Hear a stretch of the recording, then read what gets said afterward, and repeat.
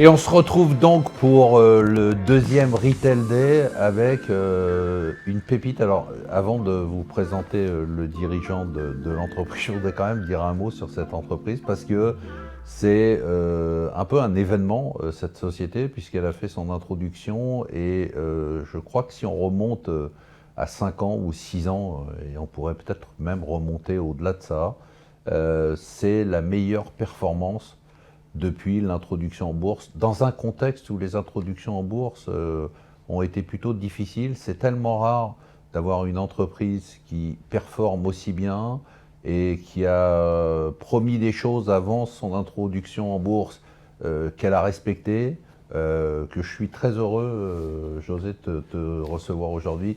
Tu es le PDG de cette, on peut dire une pépite, hein, qui s'appelle Steve, pépite industrielle. Bravo d'abord, franchement.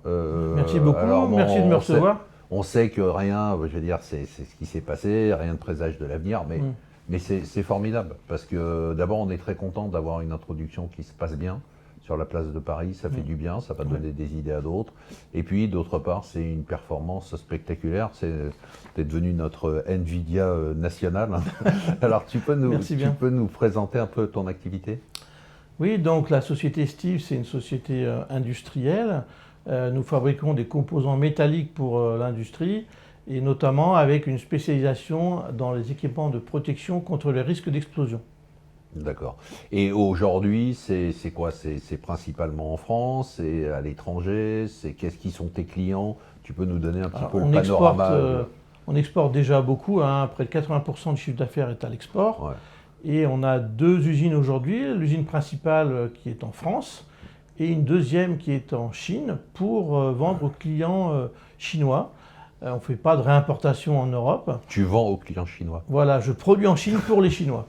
Tu produis en Chine pour les Chinois. Voilà. Et pour une petite PME comme nous, ça a été un vrai challenge puisqu'on a commencé à le faire il y a déjà 10 ans. Qu'est-ce qui t'a pris? Pourquoi tu t'es dit à un moment, je vais aller en Chine pour vendre aux Chinois? C'est quand même dingue ça. Ouais, mais en fait, on a suivi un gros client qui avait le projet d'aller en Chine et nous a demandé de le suivre au départ. Et donc, comme on avait ce client-là, on savait qu'on aurait un volant d'affaires important, on a dit OK, ben on l'accompagne. C'est ça le déclencheur. Alors, petite parenthèse, parce qu'on parle beaucoup de la Chine en ce moment, avec toutes les déconvenues, notamment dans l'automobile. Est-ce que toi, ton expérience de la Chine, c'est une bonne expérience? C'est une bonne expérience, mais on a mis quand même 5 ans à être rentable. Donc, il a fallu trouver les produits pour lesquels on pouvait vendre avec des bons prix et être rentable. Ça n'a pas été facile. Alors, tu vas publier dans quelques heures tes résultats semestriels, mais déjà, sans nous dévoiler de secrets, on ne veut pas d'informations privilégiées, surtout pas, on ne veut pas d'ennui. Tu peux nous dire à peu près, déjà, les ventes, on en a parlé, tu peux nous dire à peu près comment s'est passé le premier semestre? C'est un bon premier semestre? C'est un très bon premier semestre, on va dire, puisqu'on a quand même une augmentation du chiffre d'affaires consolidé de près de 70%, 69% exactement. Wow. Avec les gros contrats qu'on a rentrés qui se sont confirmés donc, dans la première partie de l'année, notamment avec Tesla, avec Sungrow, qui est un très gros fabricant de stockage d'énergie chinois. Donc voilà, un premier semestre vraiment plein d'activités. Donc on est très content. Comment tu expliques, est-ce que tu es surpris par le succès de ton chiffre d'affaires, de ton entreprise? Je parle pas on parlera de la bourse après, mais qu'est-ce qui explique cette croissance forte? Il faut toujours être à la veille de son marché. Et donc en fait, ce qui a fait la différence il y a 2 ans maintenant, c'est vraiment la découverte d'un nouveau marché à très fort potentiel, donc le marché du BESS, du stockage d'énergie par batterie au lithium. Et en fait, j'ai découvert qu'un client qui est Saft Batterie utilisait mes produits pour cette activité-là. Et de là, on a étudié s'il avait des concurrents. Et la découverte de tous les concurrents nous a montré qu'il y avait un marché énorme devant nous. Et ce qu'on a fait, c'est que très rapidement, on a mis une stratégie pour attaquer ce marché au niveau global mondial. C'est-à-dire que j'ai mis des équipes dédiées aux US, en Chine, en Europe. Ce qui est dingue pour une petite boîte, parce que tu es quand même une petite boîte. On est une petite boîte, mais on a quand même 40 ans d'expérience à l'export. Ouais. Et donc, ça facilite les choses. J'ai déjà pas mal de réseaux. Les États-Unis t'ont pas fait peur, la Chine t'a pas fait peur. Ce qui m'a fait peur au début, c'était Donc on était face à des grands noms, parce que dans ce métier-là, Bah oui. ce sont des grands groupes voilà, des grands noms comme Tesla, Samsung, LG. On se dit, mais comment on va les contacter? C'est tellement des groupes énormes pour une petite PME. Et puis finalement, ça s'est bien passé en faisant des salons professionnels à l'étranger. On a eu les contacts. Et donc les facteurs clés de la croissance pour les années à venir, est-ce que tu penses que ça va continuer fortement dans les mois et les années qui viennent? Oui, oui, on est très optimiste parce que en fait, on est en contact déjà avec d'autres grands noms du secteur.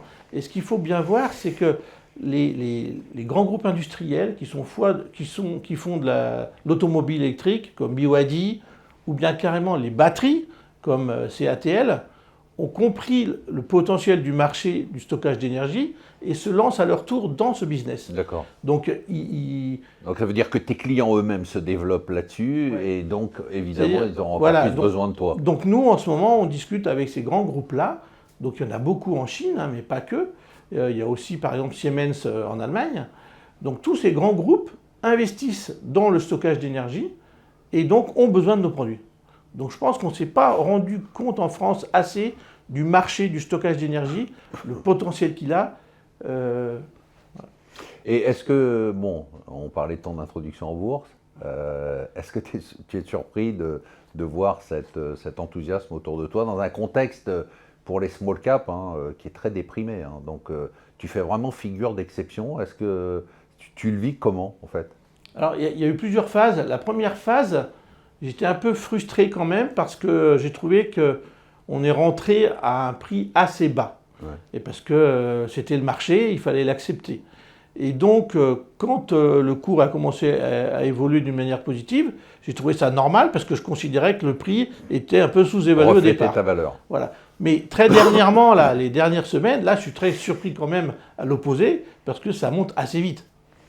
Et donc c'est quelque part, tu as un engouement des actionnaires. Alors la raison pour laquelle tu es là aussi, c'est que tu te rends compte, hein, tu me l'as dit tout à l'heure avant de commencer, que les actionnaires individuels, c'est important aussi pour vous. Tu penses continuer ce travail que tu fais avec nous, Bien sûr. de transparence, de communication? Oui, bien sûr, on est très content. Et depuis le début, on a fait une IPO pour les petits porteurs. Donc, on a fait ce travail-là.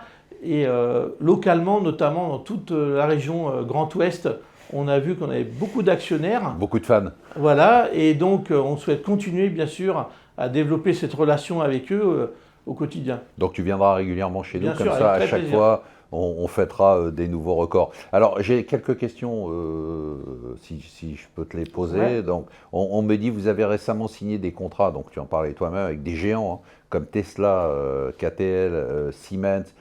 C'est quoi ta stratégie pour sécuriser d'autres partenariats de cette envergure? Parce que là c'est quand même comme tu disais tout à l'heure, c'est des monstres, hein. Il y en Oui. a d'autres, tu disais, Oui, oui, le il y en a- marché il y a- est très profond. oui, oui, il y en a. Et comment tu vas Il y en a plein d'autres. tu vas les attirer? Eh ben, maintenant, on commence à être reconnu sur Ça le y est, marché. d'accord. Et donc maintenant, ils viennent à nous en fait.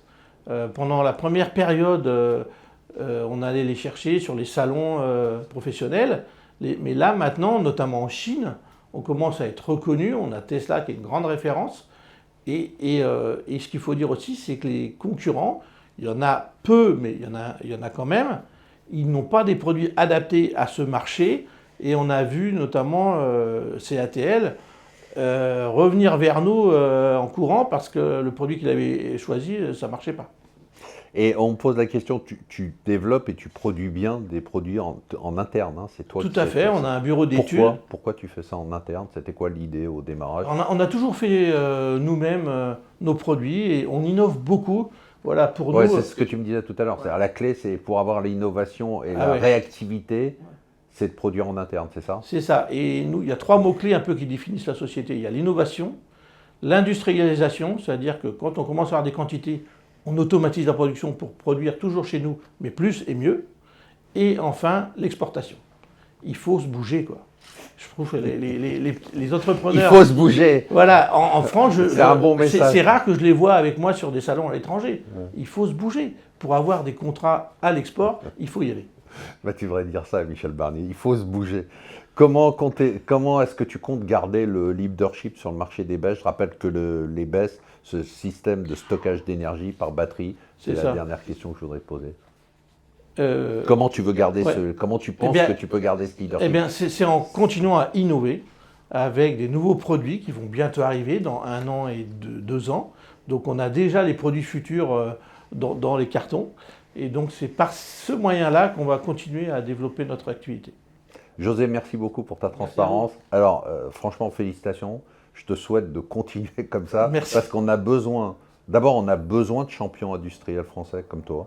On a besoin d'exportateurs comme toi. Et on a besoin de sociétés qui réussissent bien en bourse comme toi. Alors, merci pour tout ce que tu fais. Merci à vous. Merci. On se retrouve tout de suite pour une autre interview.